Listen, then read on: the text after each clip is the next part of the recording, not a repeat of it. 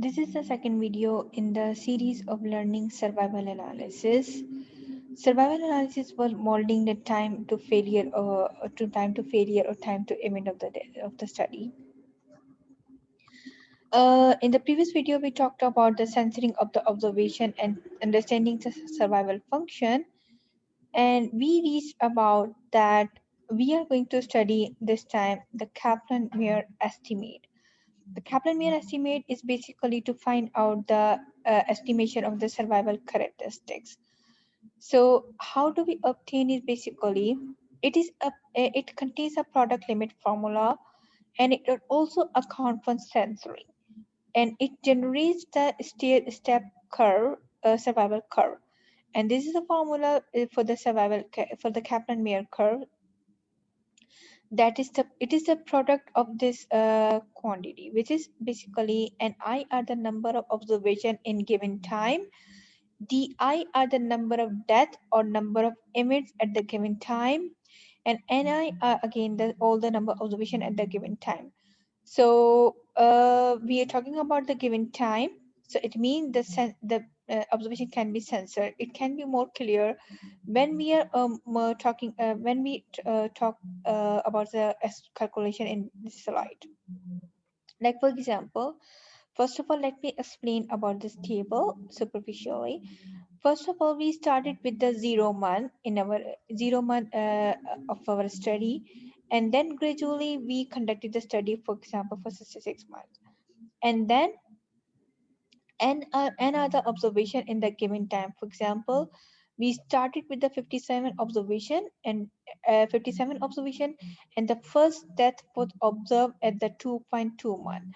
Similarly, the second death was observed in the 6.1 to 1. So this is basically the ideal one for the is it or you can observe one death in all the time. It's only to understand how to calculate the Kaplan-Meier estimate. Otherwise, this is not the ideal situation. So here we go. Like the one observation we observe at the 65 month, where we have the 14 observation. One point to be noted down here, like we had the 57 observation at start, and one that was observed. So by the calculation, we had 56 patients remain with us. But you can see at the next row, there is given 51 observation. So we were ended up with the 56 observation, but here the number of observation 51, which implies that 4 observations were censored, either lost to follow up or terminated from the study, or they acquired any other outcome event of the study. So that is why 4 observations were censored.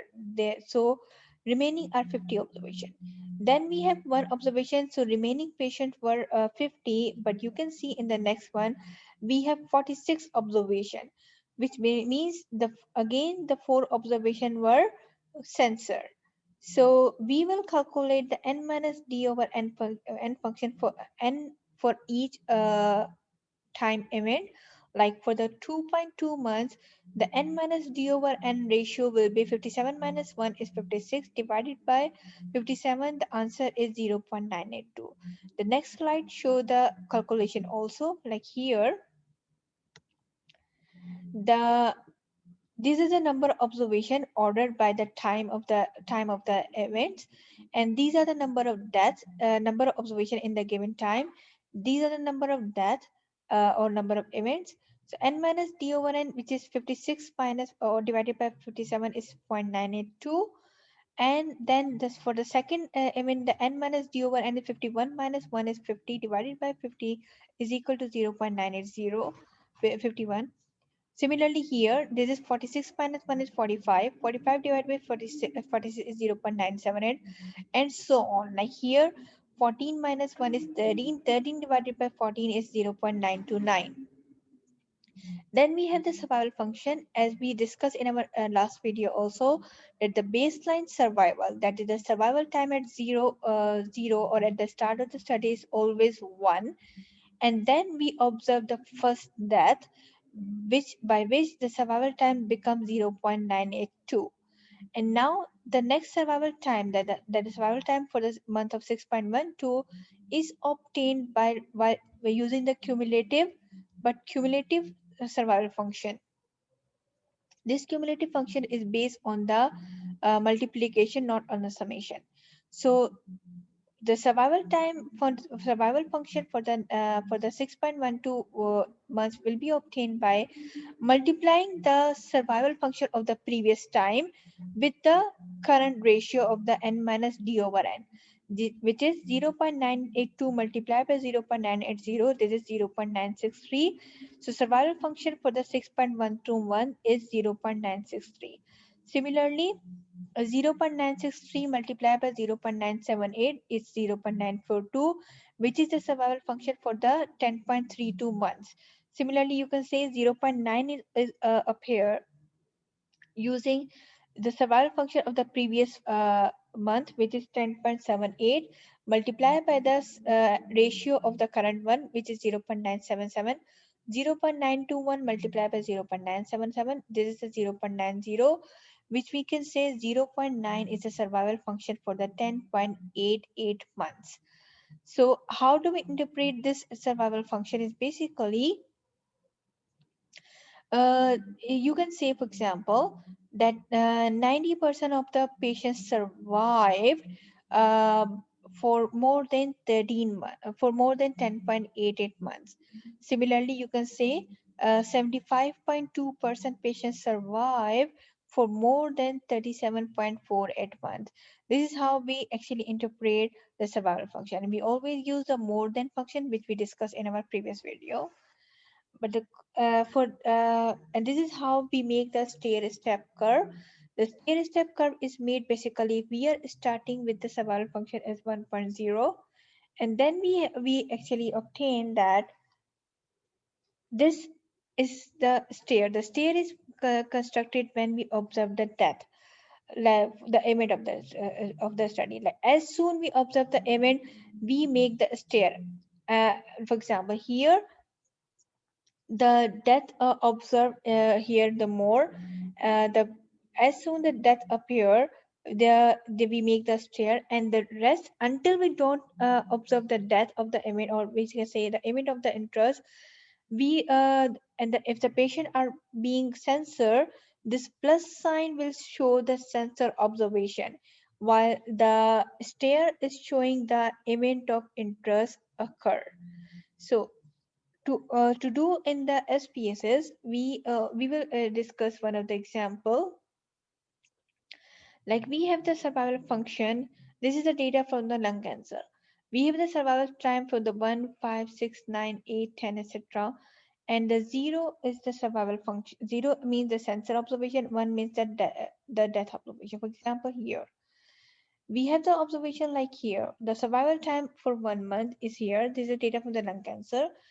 Our first observation was sensor, and then at the 5th month we have also the sensor observation. At the 6th month we observe the death, which is the event of the interest. Then at the ninth month we observe the sensor observation, and then at the 10th month we observe 2 deaths and 1 sensor observation. At the 12th month we observe 3 deaths and 1 sensor observation, and so on.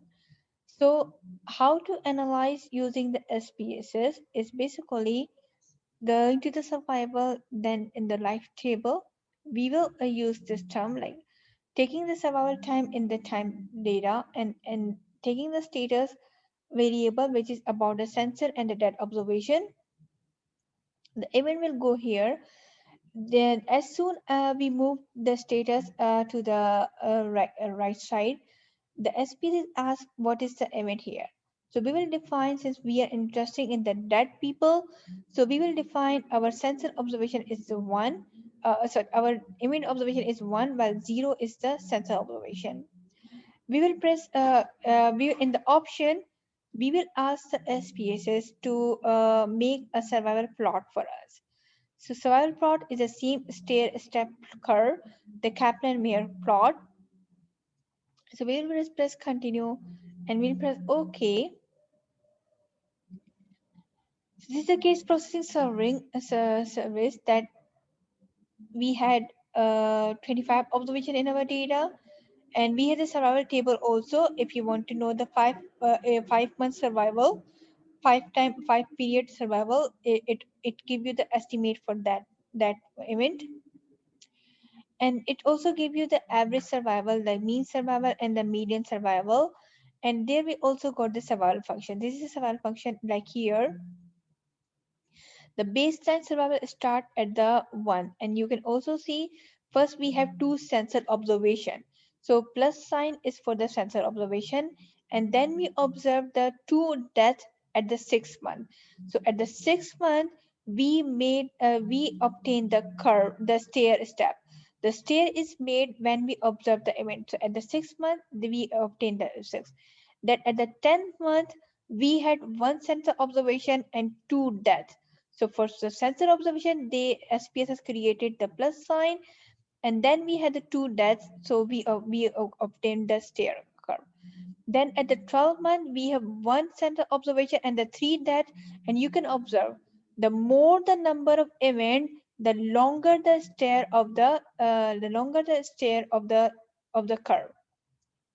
The less the number of event in the given time, the shorter the stair of the curve. So and the more the sensor observation, the more the wider line is that. The small the sensor observation in given time, the small the wider the narrow uh, the line of the sensor observation, the narrow the stair. So here we go. This is how we interpret, and the interpretation will be like this. For example, like here, fifth more the survival curve like here is 0.7, for example, where we will say 70% of the patients survive for more than 12 months, or we can say like here it is 0.9, so we will say that 90% of the patients survive for more than 6 months, or the median survival occur at here. So we will say that the 50% of the patients survive for more than 14 months. So this is how we actually interpret the survival curve. But the question is here,